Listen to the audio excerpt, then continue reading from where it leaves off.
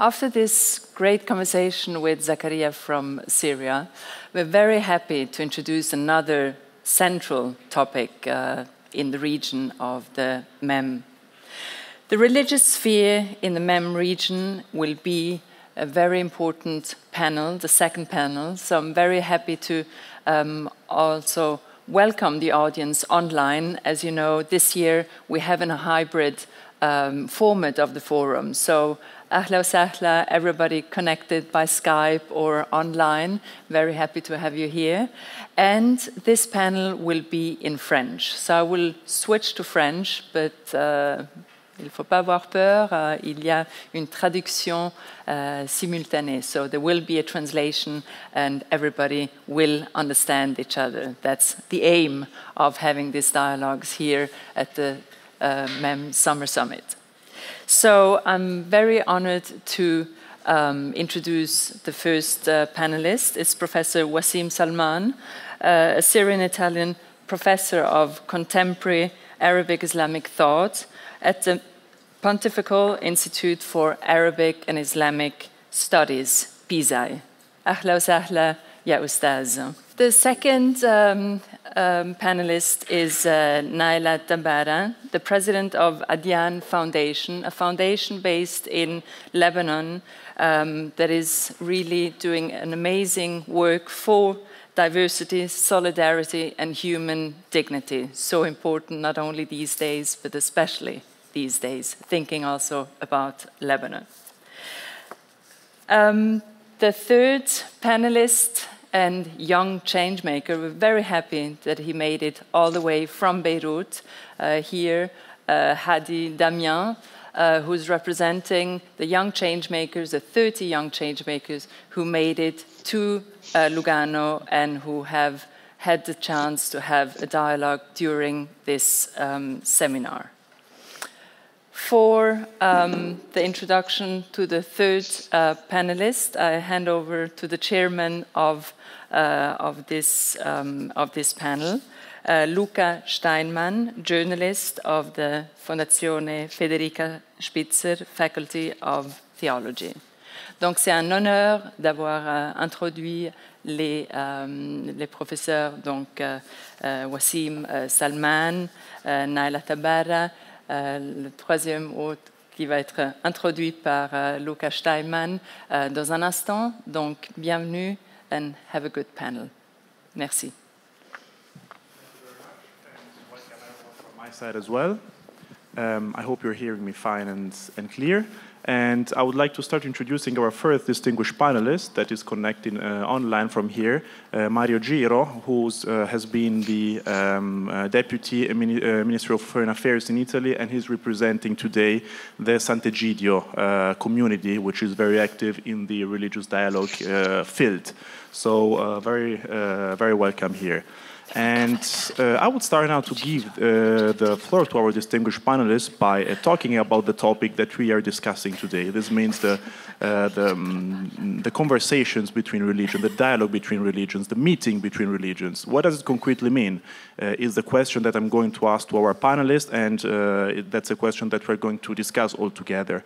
We all remember that Pope Francis addressed a very strong message during his last trip to Iraq in March of this year, where he spoke about the dialogue, the meeting between religion as an important tool to overcome the conflicts in the area. But what does it concretely mean to work on this subject and to enable religions and communities to speak one with the other?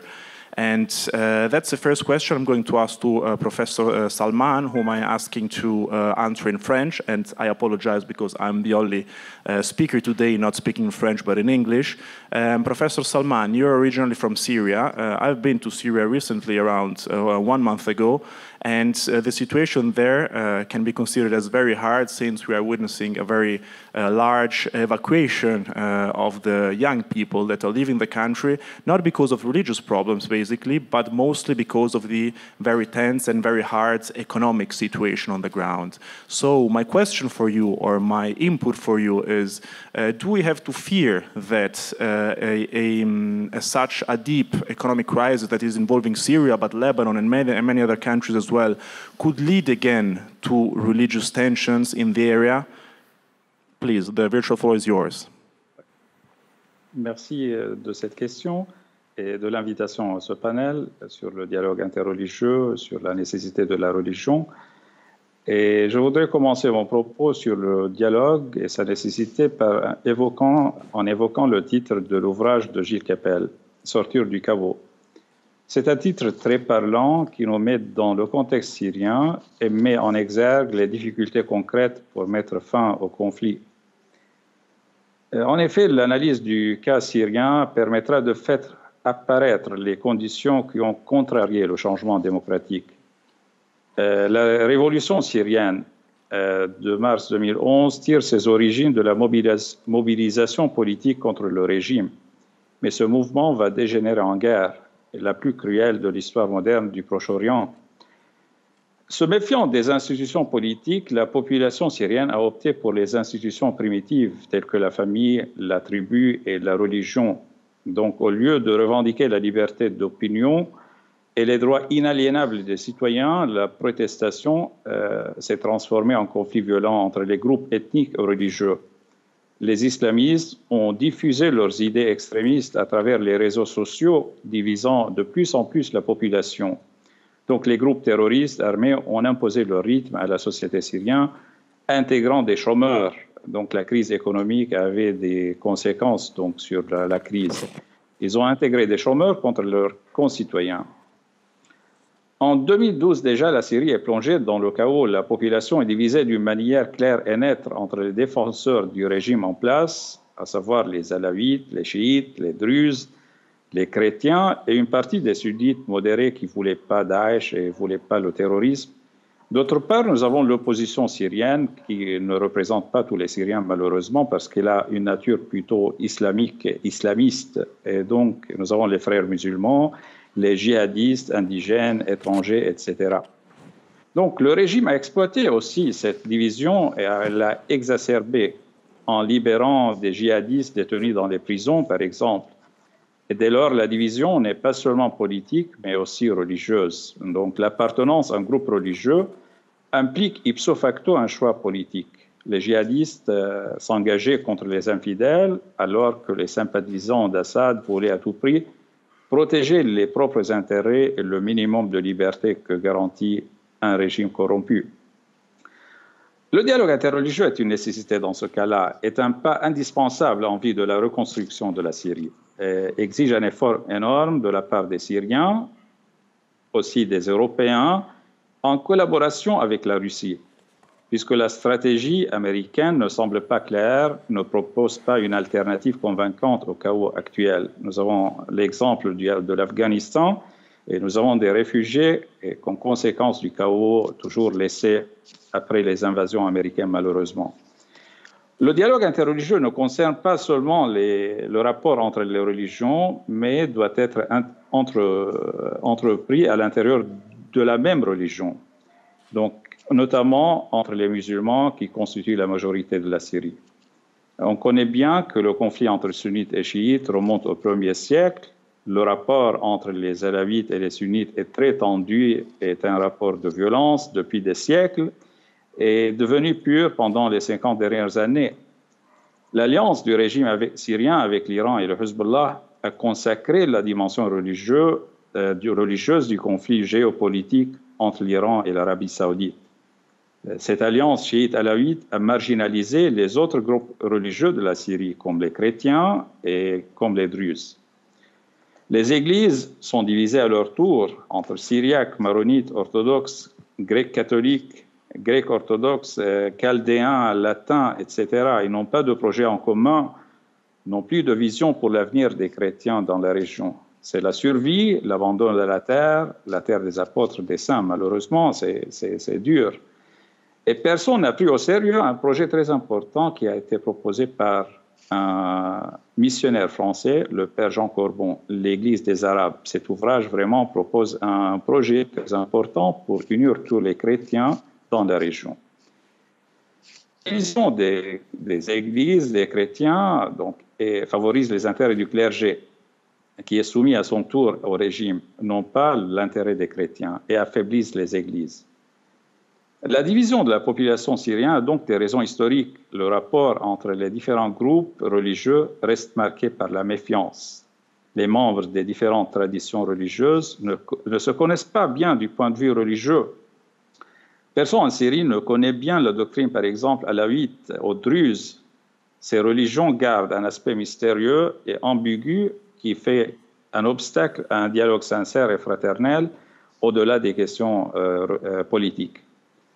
On s'interroge aussi pourquoi les chrétiens ont choisi le régime, par exemple. C'est bizarre. Pourquoi ils n'ont pas choisi la démocratie, la laïcité, la liberté, qui sont des valeurs chrétiennes et évangéliques avant tout. À mon sens, l'attitude de chaque groupe puise ses motifs dans une longue histoire de tensions et d'expériences positives et négatives. Un autre obstacle, je peux en parler, c'est le fondamentalisme islamique en croissance qui se réclame d'un âge d'or de la religion opposé à la décadence, à l'ignorance du présent.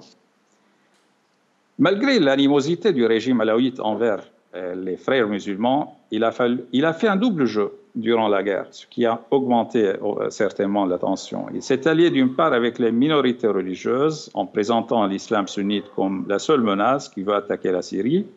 D'autre part, il soutient depuis les années 80 les institutions et le discours islamiste le plus arriéré. Il construit des mosquées pour les salafistes, il fonde des écoles coraniques fondamentalistes, il se sert de cette forme primitive de religion pour légitimer son pouvoir et alimenter la haine entre les groupes religieux. Donc, l'interreligieux exige une réforme à l'intérieur de chaque religion. Il faut repenser les textes sacrés, les visions théologiques qui incitent à la violence. La réforme du discours religieux conduit à la séparation entre religion et politique. Les églises elles-mêmes ne sont pas libres du pouvoir politique. Le clergé est au service de la dictature.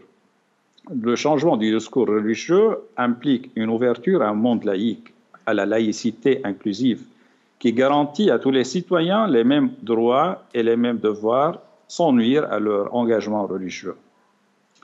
Enfin, je peux conclure mon propos, je dis une nouvelle interprétation de la religion détachée de toute perspective politique et qui fournit une approche inclusive aux citoyens emmène à la transformation de la Syrie et à la sortie du chaos et à l'unité des Syriens en dépit des différences religieuses. Ainsi, les Syriens cessent de se considérer des ennemis, se mettent ensemble au service de la patrie en vue d'une nation moderne et démocratique.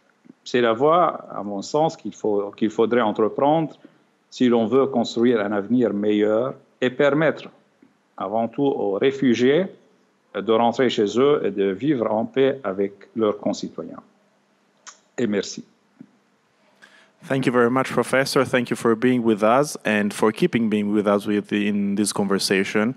I would like to give the floor to our guest here, which is the only one not virtually on the floor, because we are speaking about how new generation can coexist together, how different groups can coexist together.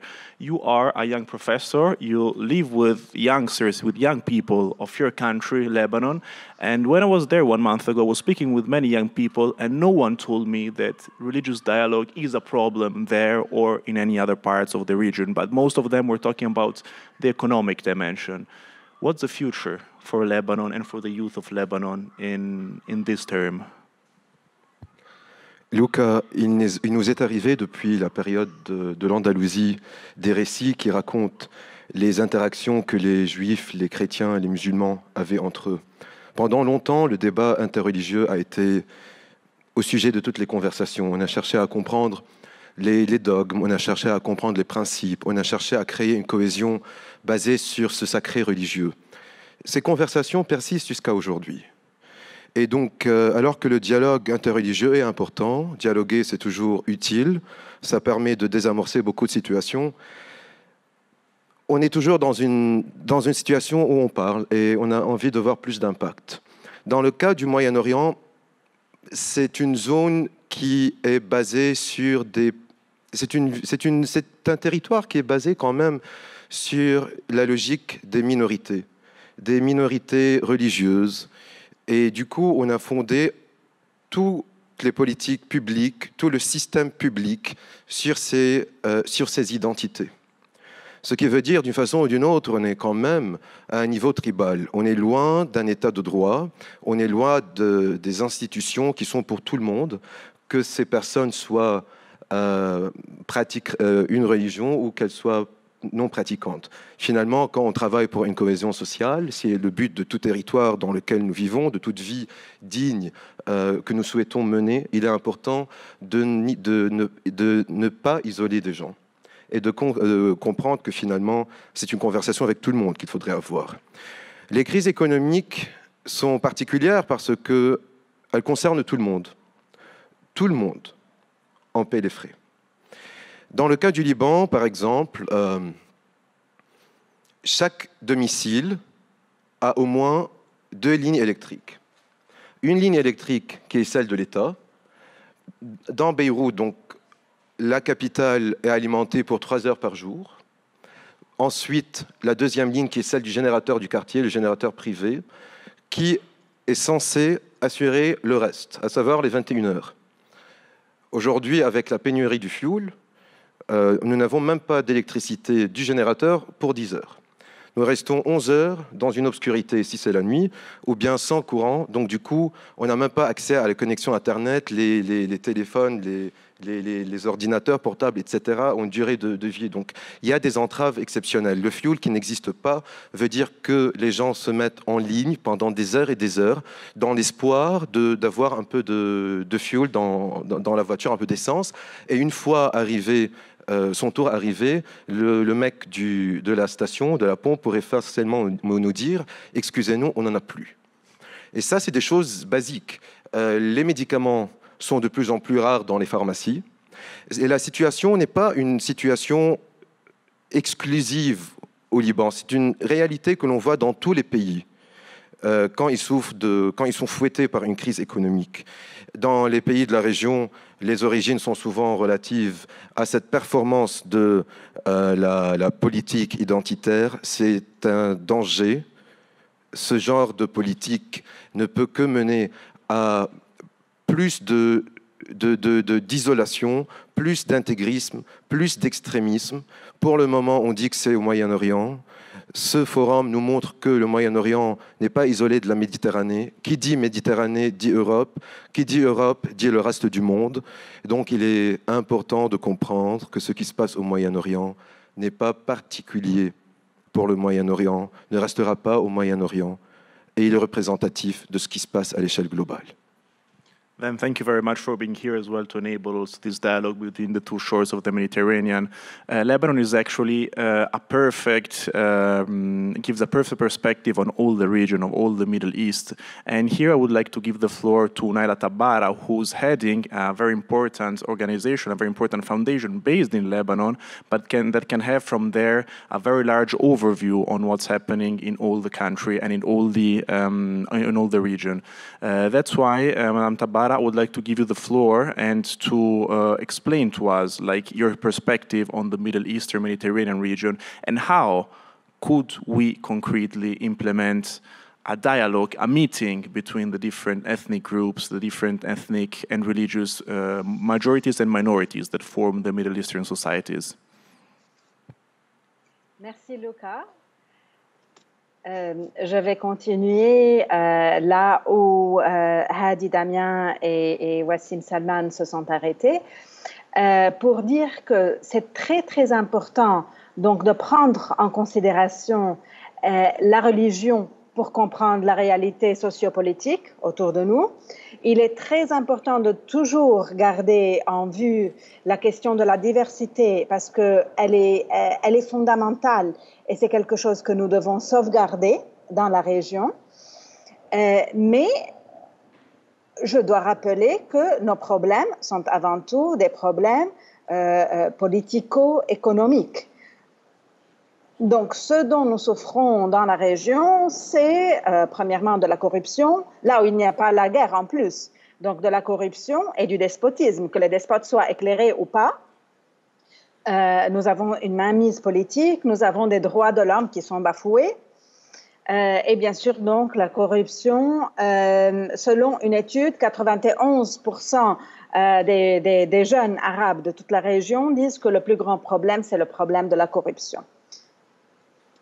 Face à ces problèmes, nous avons deux réactions et nous pouvons remarquer une polarisation, en fait, ou deux pôles qui augmentent.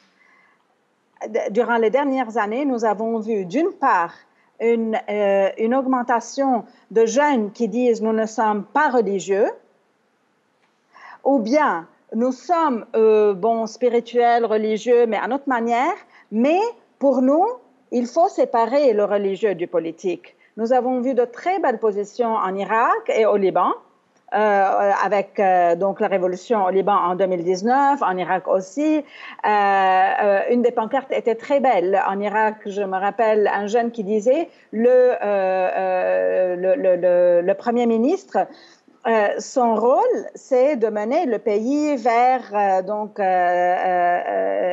la stabilité et la transparence, et non pas de nous mener au ciel, au paradis. Donc, la religion n'a rien à voir là-dedans. Au Liban aussi, nous avons beaucoup cette position, mais nous pouvons la retrouver de plus en plus dans les pays arabes. Aussi, les dernières statistiques montrent que autour de plus de 20% de jeunes dans les pays arabes sont non religieux. Et encore un plus grand nombre est séculier. Donc, même s'ils sont religieux, ils veulent séparer la religion de la politique. Donc ici, nous avons une position rationnelle, lucide, qui veut vraiment séparer la religion de la politique. Mais face à elle, nous avons une autre position qui est plutôt émotionnelle. C'est la position identitaire qui augmente aussi. Donc, je ne parle pas seulement de ceux qui font partie de partis politiques islamistes, mais de toutes les personnes qui ont des réactions islamistes. Aujourd'hui, on l'a vu avec le Taliban, les réactions font peur. Ce ne sont pas seulement des réactions de la part de sunnites. Nous avons eu des réactions de la part de chiites pro-Hezbollah qui sont pro-Taliban, qui sont heureux, qui ont vu cela comme un gain.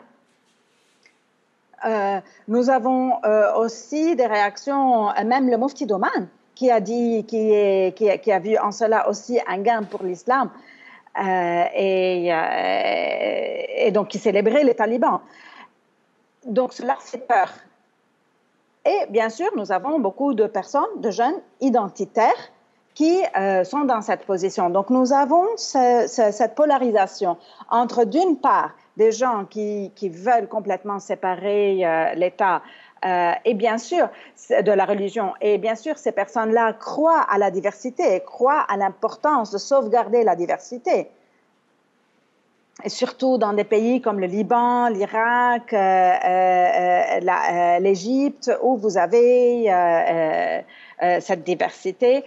Et bien sûr aussi beaucoup de Syriens qui pensent aussi pour sauvegarder la diversité syrienne pour la Syrie de demain. Mais nous avons d'autre part donc un problème identitaire, religieux qui continue à augmenter et qui fait peur. Et celui-là, il est exclusif envers l'autre. Cela au niveau des gens, mais au niveau des politiques aussi, nous avons les axes. Vous savez, bien sûr, nous avons l'axe donc Hezbollah avec Zaïdites et Alaouites, bien sûr, et tous leurs alliés. D'une part aussi qui ont la main mise. D'autre part, nous avons un axe qui est plutôt représenté par l'Arabie Saoudite, l'Égypte, où nous avons des je dirais bien, donc des leaders politiques qui, eux, s'immiscent dans le religieux, qui veulent un islam éclairé et modéré, mais qui vient d'en haut et qui vient d'eux, et pas des leaders religieux. Et donc, ça là va faire des problèmes, surtout qu'eux-mêmes violent les droits de l'homme. Alors que nos problèmes basiques, c'est vraiment nos droits. Et nous avons aussi une autre position qui a instrumentalisé le religieux, surtout dans les accords d'Abraham. Donc, les Émirats arabes qui ont fait toute une propagande de rapprochement islamo-juif et chrétien dans la foulée, pour donc ces accords donc politico-économiques qui écœurent la plupart des jeunes et finalement qui vont pousser aussi un nombre de jeunes vers l'islamisme à cause de cela. Donc, face à tout cela, quelle est la position, quelle est notre position? Vous avez mentionné tout à l'heure, Luca, le discours du pape en Irak. Nous, à Adian, dans la Fondation Adian, c'est sur quoi nous travaillons. Nous travaillons sur une citoyenneté inclusive de la diversité, où des personnes de différentes religions et de différents backgrounds culturels et ethniques œuvrent ensemble pour les droits, œuvrent ensemble pour la transparence, œuvrent ensemble pour les institutions de nos pays, œuvrent ensemble pour la justice restaurative. Quand on parle de l'Irak, il y a encore tous les yézidis qui sont encore plus de 3000 femmes et enfants qui sont encore disparus, qu'il faut ramener. Il y a encore tous les gens qui sont déplacés. Donc, il y a la justice restaurative aussi. Toutes ces questions de bien commun, œuvrer ensemble, donc de backgrounds différents pour ce bien commun, c'est sur quoi nous travaillons à la Fondation Adian sur différents niveaux. Au niveau de politique, donc de dialogue politique, de plaidoyer, au niveau bien sûr de l'éducation, pour éduquer à cette diversité, mais aussi donc à la citoyenneté active et au rôle de chacun de nous en tant que citoyens et citoyennes. Nous intégrons ceci aussi dans le discours religieux, donc nous essayons d'intégrer dans le discours et l'enseignement religieux les valeurs de la vie publique, donc la citoyenneté, l'acceptation de la diversité, la justice, toutes ces valeurs-là, à intégrer donc dans le discours et l'enseignement religieux, que ce soit l'enseignement dans les écoles ou l'enseignement donc chrétien et musulman, ou l'enseignement des imams, et cela non seulement au Liban, mais pour tous les pays arabophones. Et nous travaillons aussi donc à travers cela sur un concept que nous appelons la responsabilité sociale des religions. Donc œuvrer à ce que les religions n'aient pas un apport qui soit seulement pour leur propre groupe, mais que ces valeurs que prônent les religions, elles y travaillent pour toute la société, mais d'une manière non identitaire. Donc c'est un peu à travers cela que nous travaillons, et surtout nous travaillons pour la liberté de religion et de conviction, donc pour la liberté de chacun de croire et de penser comme il ou elle veut. Donc, toutes ces questions-là sont très, très importantes, mais je rappelle qu'à la base, il y a nos droits, il y a la situation donc sécuritaire, économique dans laquelle nous sommes, et peut-être avec le temps, un peu, nous essayons de travailler ensemble, mais tout ce que nous faisons devient de plus en plus un luxe quand on n'a pas les bases. Je m'arrête ici. Merci. Thank you very much for your interesting intervention. And I would give the virtual floor now to Mario Giro, because as it was mentioned now, and especially that it was mentioned last year by French President Emmanuel Macron when he held his keynote speech here at the MAM 2021, he spoke about the need of having an interreligious dialogue, a meeting between religions and a coexistence between religions as a goal of a goal of the West, as a shared goal. Mr. Giro, you have a large and long experience in interreligious dialogue, also on a diplomatic level, and you're active in a community, Sant'Egidio community, who plays a key role in Italy for this. Would you like to comment this? How could we, as Western community, as Switzerland, as Italy, play a role in supporting the dialogue, the meeting, the conversation between religion in the MENA region? Merci beaucoup, vous m'entendez, j'espère. Je vais enchaîner sur ce que a été dit par Naila juste avant moi. Je pense qu'avant tout, la question du dialogue et de la paix dans la région même est une question politique, n'est pas une question théologique. Donc il faut distinguer exactement entre le dialogue des théologiens, ça c'est une question qui concerne les églises et les dénominations, la Oumma islamique, etc., les différentes dénominations, et puis le dialogue de la vie. C'est vrai, le problème majeur qui est ressenti par les gens et par les jeunes en particulier, c'est la corruption, l'inégalité et le manque de liberté. Finalement, c'est la démocratie qui est recherchée, même si la démocratie est difficile, et le désordre. Les faits tunisiens sont très importants pour comprendre qu'est-ce qui se passe. Et aussi, les manipulations de ce discours sont nombreuses. Mais Naila l'a déjà dit très bien, et je ne vais pas me répéter ce qu'elle a déjà très bien dit. En ce sens, c'est très vrai que dans les pays arabes, il y a des formes de sécularisation. Il y a des gens qui ne sont plus religieux, bien sûr, la manipulation multiple de la religion, par exemple en islam, mais même c'est la même chose pour le christianisme, pour les juifs et pour les autres religions aussi. Il ne faut pas oublier qu'il y a d'autres grandes religions. Par exemple, en Asie, on a l'impact de la rencontre avec l'hindouisme et le bouddhisme. Ce n'est pas facile. Il y a un extrémisme hindou très fort, on le remarque. Il y a un extrémisme même bouddhiste. Je ferme la parenthèse. Il y a même ceux qui disent que cette sécularisation il y a même ceux qui soutiennent qu'il y a une forme de sécularisation dans le monde arabe ou dans le monde arabo-musulman qui est le djihadisme, qui interprète le djihadisme comme une forme de sécularisation, c'est-à-dire la soumission de la religion à un discours politique. Mais pour ce qui me concerne, l'Espérance de Sant'Egidio part de l'intuition du pape Jean-Paul II. Quelle est l'intuition du pape Jean-Paul II en 86 ? Son intuition, c'est les religions vont avoir à nouveau un rôle important sur le terrain politique. Le premier qui comprend la logique de cette intuition du pape Jean-Paul II, c'est justement Gilles Kepel avec son livre, je cite un autre livre, mais un vieux livre, La revanche de Dieu. Il y a une revanche de Dieu. On venait des années 80 où on disait « Dieu va-t-il mourir ?» C'était la fin. On pensait que c'était la fin des religions, qu'il n'avait plus de place pour le christianisme, pour l'islam, pour le judaïsme.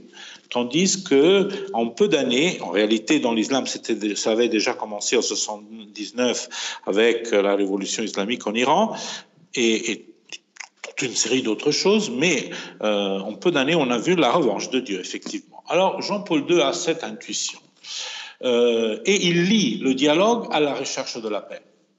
Les deux sont exactement la même chose pour lui.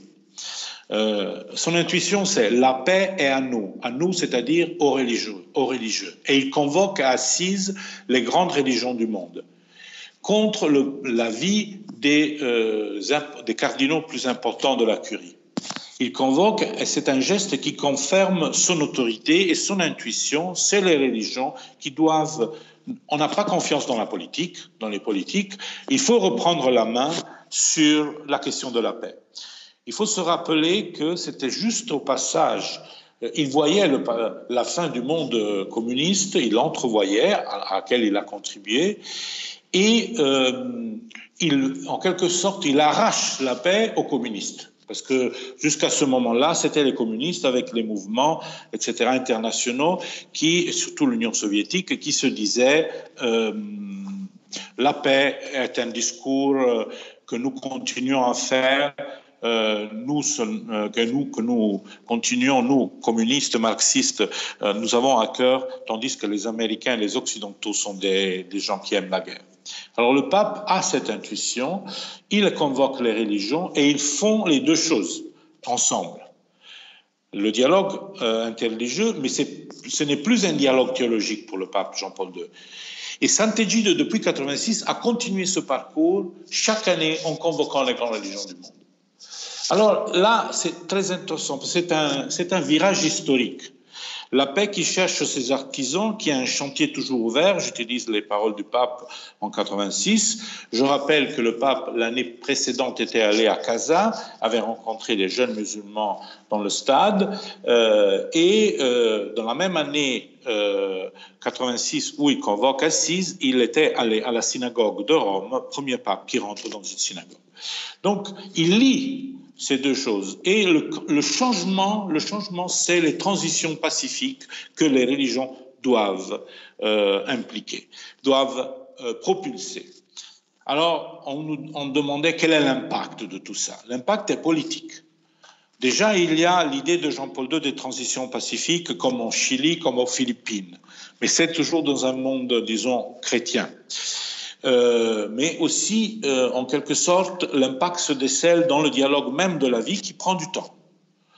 Se connaître, se rencontrer et se confronter sur les grands thèmes, les grandes légions du monde se confrontent sur les grands thèmes du moment, comme l'écologie, comme, etc., pour les grands problèmes, le dialogue de la vie. Et il y a aussi... j'ai vécu personnellement l'impact dans le travail commun des musulmans et des chrétiens pour la paix. J'ai l'exemple de l'Algérie, qui est un exemple qui n'a pas marché en 95, mais qui a créé un mouvement réconciliateur où les chrétiens et les musulmans ont travaillé ensemble, même si les chrétiens en Algérie sont très peu nombreux, et c'est surtout les chrétiens, disons, d'Europe. Mais j'ai l'exemple aussi de Aceh, en Indonésie, de Mindanao, dans les Philippines. Sant'Egidio a coopéré avec la Mohammedia indonésienne en faisant la médiation pour Mindanao. Et ça a marché. Donc, c'est tout un aspect, disons, on est en pleine recherche. C'est vrai que presque plus de 30 ans sont passés de 1986, mais la revanche de Dieu est toujours en cours. Il y a des dévoiements de cette revanche de Dieu, et surtout, c'est très intéressant de comprendre comment les musulmans et les chrétiens, par exemple, mais aussi les juifs, en se rapprochant et en travaillant ensemble pour quelque chose, c'est l'objectif qui compte. La paix dans un lieu, une situation de tension qu'il faut résoudre. Sant'Egidio, normalement, fait son travail de base, c'est-à-dire travaille avec les pauvres, en ne faisant pas de différence entre pauvres musulmans et pauvres chrétiens dans les pays d'Asie ou d'Afrique. Et ça crée des réflexes sur le terrain. Et une autre chose, c'est la dernière que je veux aborder, c'est que nous avons changé notre perception même de la guerre. Déjà, Naila a expliqué très bien, mais Salman aussi, le professeur Salman nous a expliqué toutes les ambiguïtés dans la guerre de Syrie. La guerre est quelque chose d'ambigu, mais n'est pas un accident de l'histoire, inéluctable. N'est jamais une conséquence mécanique d'une situation, ou le fruit autonome de l'histoire, ou un passage, ou certaines conditions la provoquent sans que personne ne puisse l'arrêter. Ça, c'est l'idée que beaucoup ont. La guerre du cacao, la guerre des diamants, la guerre de l'eau, la guerre du pétrole. Ce sont des conceptions automatiques, un peu mécanicistes de la guerre, comme si l'homme ne pouvait rien faire. Non, la guerre est toujours un choix politique. Et un choix qui naturellement se nourrit des questions économiques, se nourrit de la corruption, se nourrit de l'inégalité, se nourrit du mépris qui se fait culture et qui déforme l'âme des peuples, se nourrit de toute une série de choses. On peut le dire même en termes religieux, une architecture spirituelle qui tombe malade. Mais la vérité, disons, ce qui cache cette phrase, c'est qu'il y a des aspects de choix humains qui provoquent la guerre. Alors, comme il y a toujours un choix humain, et ce n'est pas une chose qui tombe du haut ou de l'extérieur, inéluctable, ce choix peut être renversé, peut être changé. Et c'est ça, là est le point. Là est disons, la tentative du dialogue interreligieux pour la paix se fonde sur le fait de convertir le choix de guerre en choix politique. Passer du terrain militaire et violent au terrain politique. On n'est pas iréniste, on ne pense pas que les différends entre peuples, nations, hommes, groupes, etc., puissent s'évanouir dans une espèce d'embrassons-nous irénique. Non, c'est pas ça. L'objectif est de passer du terrain militaire au terrain politique, donc de la guerre à la négociation. Et ça, c'est, si vous voulez, la base de la démocratie. C'est pour ça que la démocratie est toujours désordre. Parce que c'est une transposition de la guerre dans un schéma de règles et de valeurs. Je m'arrête là. Thank you very much, Mr. Giro. And we have a few minutes left in which we can have a conversation, maybe ask him some question to our distinguished guests, speakers. And I would like to start with you, Hadi. Do you want to ask something to our panelists, or is there something you'd like to comment on what you heard so far? I mean, there are many subjects that we'd like to comment together, but pick up one.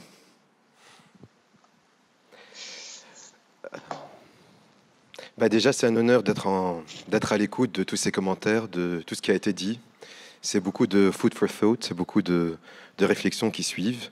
Donc merci pour ce partage. On comprend que la sphère religieuse et la bulle religieuse au Moyen-Orient a tellement de correspondances entre elles, aussi bien entre les juifs, les musulmans, les chrétiens, les autres religions, les gens qui ne suivent pas une certaine religion. On comprend aussi que au commencement, la religion veut exister dans un certain endroit, puis elle veut s'afficher comme étant la religion du souverain. Mais qu'en est-il de la stabilité ? Et c'est ça la question que j'aimerais poser pour celui qui souhaiterait y répondre. Suite à vos interactions avec les gens, suite à vos recherches, suite à ces aperçus historiques, quelles choses concrètes pourrions-nous contempler pour avoir plus de stabilité dans une région où les religions ont un rôle tellement important, tellement émotionnel pour les gens? The question is really tough, and especially it will be tough to answer it in 1 minute 45 seconds, which is our time. But since our level is very high here, I would invite some of our panelists to try to answer to this. Someone would like to? I'm ready. Yeah. Donc, c'est exactement sur quoi nous travaillons, Hadi, dans Adiane. Le concept de citoyenneté inclusive de la diversité, pour nous, représente quoi? Ce que nous appelons dans nos sociétés ici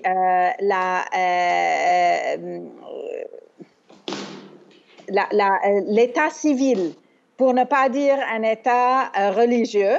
Donc, l'état civil, nous l'expliquons en étant la citoyenneté inclusive de la diversité, dans le sens où nous devons œuvrer pour avoir des États où l'identité de l'État est une identité basée sur la diversité et non basée sur une seule religion qui contrôle l'espace public.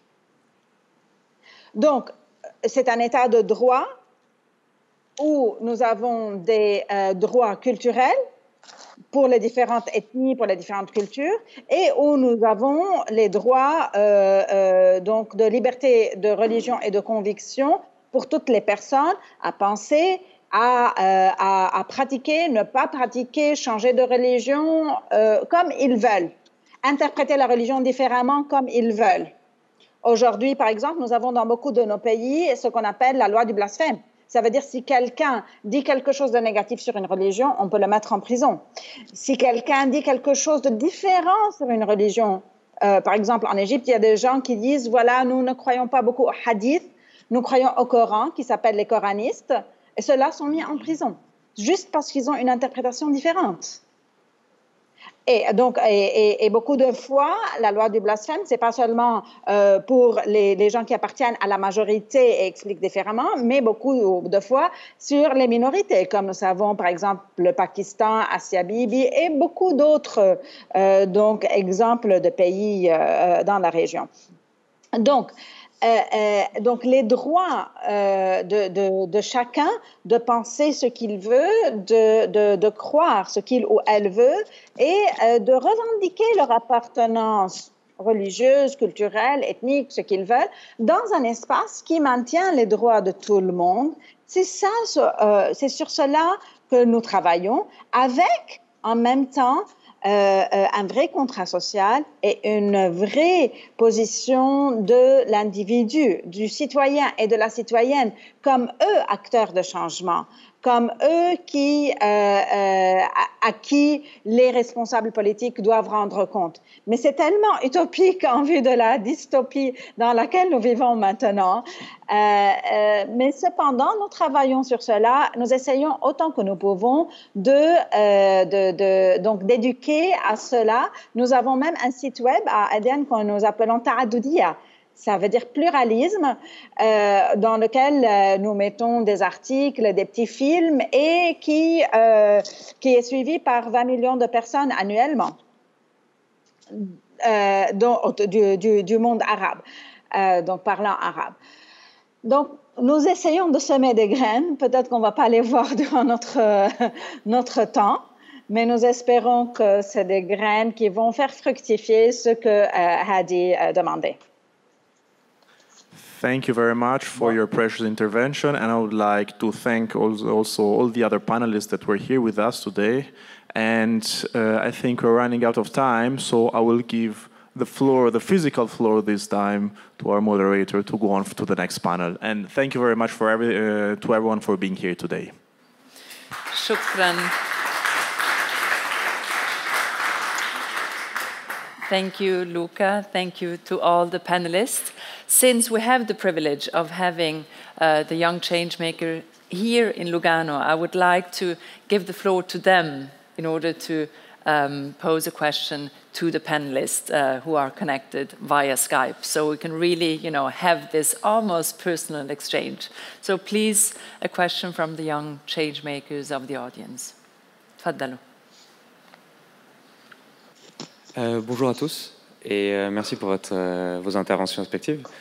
Je voulais vous demander par rapport à un défi générationnel éventuel, parce que les pays du Moyen-Orient globalement ont une population très jeune et vu qu'on a parlé de religion, en général les chefs religieux sont relativement âgés, sont dans une position d'autorité par rapport à leur âge. Quand eux-mêmes étaient adolescents, peut-être que la question était plutôt au niveau politique, au niveau du gauchisme. Qu'est-ce que vous pensez serait le défi générationnel d'avenir de cette jeunesse? Est-ce qu'il sera toujours religieux? Est-ce qu'il aura changé?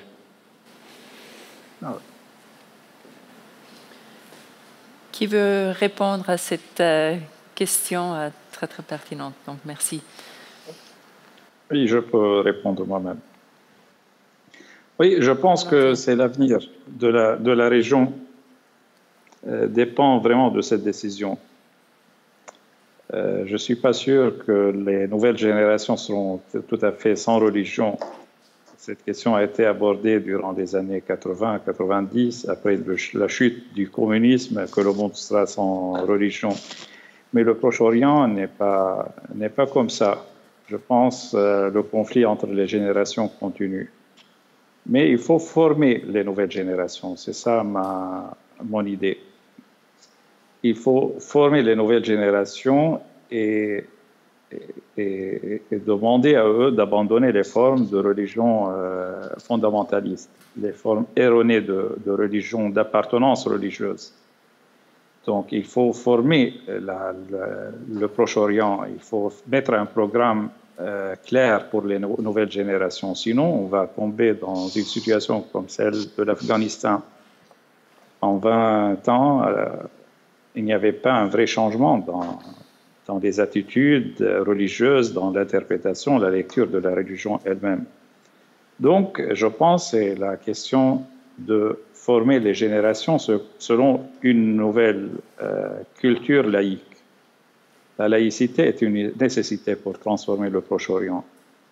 Je ne dis pas une laïcité exclusiviste qui ne respecte pas l'appartenance religieuse, Il y a beaucoup de formes de laïcité, mais c'est une exigence, je pense, pour mettre les fondements d'un nouveau Proche-Orient.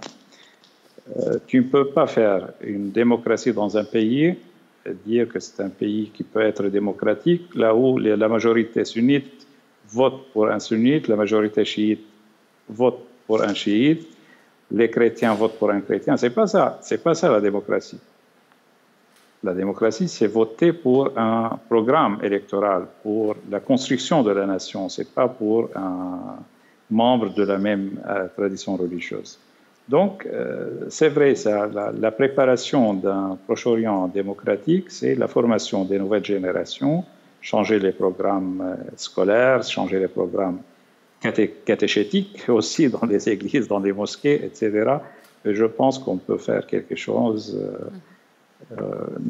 pas à court terme, mais à long terme. Une vingtaine d'années, trentaine d'années de formation de travail continu peut changer quelque chose. Merci beaucoup, Oustaz Wassim Salman, pour ce mot. Je pense que ça fait le tour de ce panel très, très intéressant où on a justement ce concept d'une transition à une laïcité inclusive et primordiale, donc toujours avec un discours pour les jeunes, la formation, la centralité, d'intégrer aussi les valeurs dans la religion, dans l'instruction, d'accepter la diversité, comme Hadi aussi il a dit. Donc, souvent encore dans la région, tout est basé sur des identités minoritaires. Donc, vraiment pousser pour cette cohésion, vraiment pour tout le monde, pour toute la société. Et justement, comme on a aussi entendu Monsieur Mario Giro, avec ces inégalités qui sont encore persistantes, donc les jeunes qui sont à la recherche de la démocratie, et déjà une longue histoire aussi du pape qui voulait cette transition pacifique avec un impact politique vraiment to make the change, pour faire la différence. Donc, merci beaucoup pour ce panel très, très intéressant. Thank you, Luca, for being the chair of this fascinating panel, and I thank you for participating.